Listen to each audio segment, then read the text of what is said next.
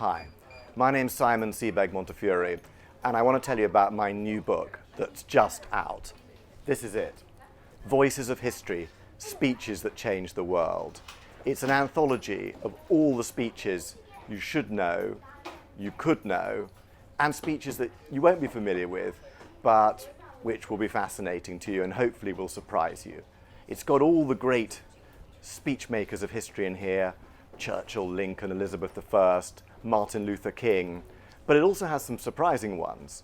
Muhammad Ali, the boxer, Bob Dylan, the rock singer, Genghis Khan, Nero, even Cleopatra. They're all in here, and I hope you find it fascinating. And this book is in fact a sequel and a companion to this one, which is coming out in paperback at exactly the same time. Written in History, Letters That Changed the World.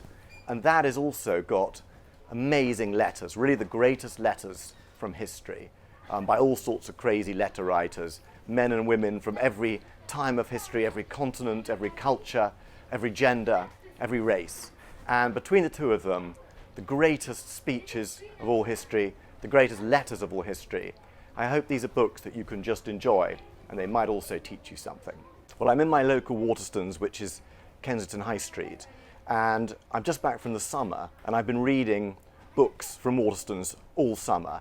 And so I've got a whole pile of them here that I've read and I want to recommend to you.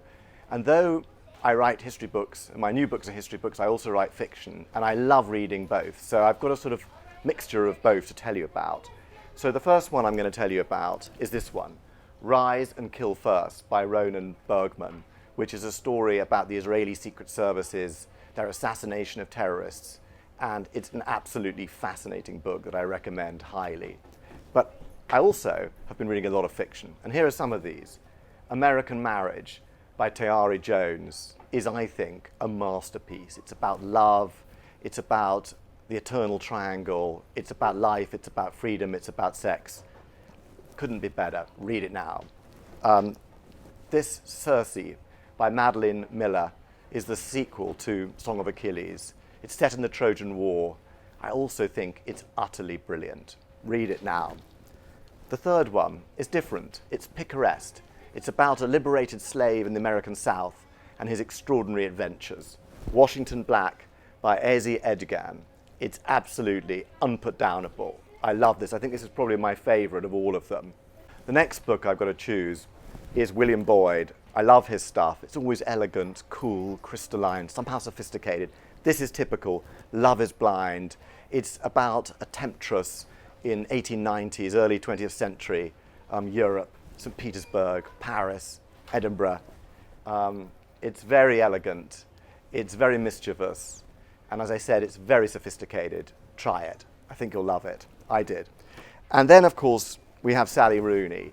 Now, she has written Normal People, and this is her second novel. And everything she writes, I think, is touched with gold, with genius. I think she's probably the greatest young British, she's Irish in fact, so Irish writer of her age group. She's a 20-something, she's very young. Every word of it is just, I think, perfect. And she writes always about love, about class, with mischief, with wit. And the final book is Kate Atkinson, Transcription. This is like a subtle but traditional thriller, spy thriller set in World War II. It's got hidden depths, and I really loved it. But those are the fiction books.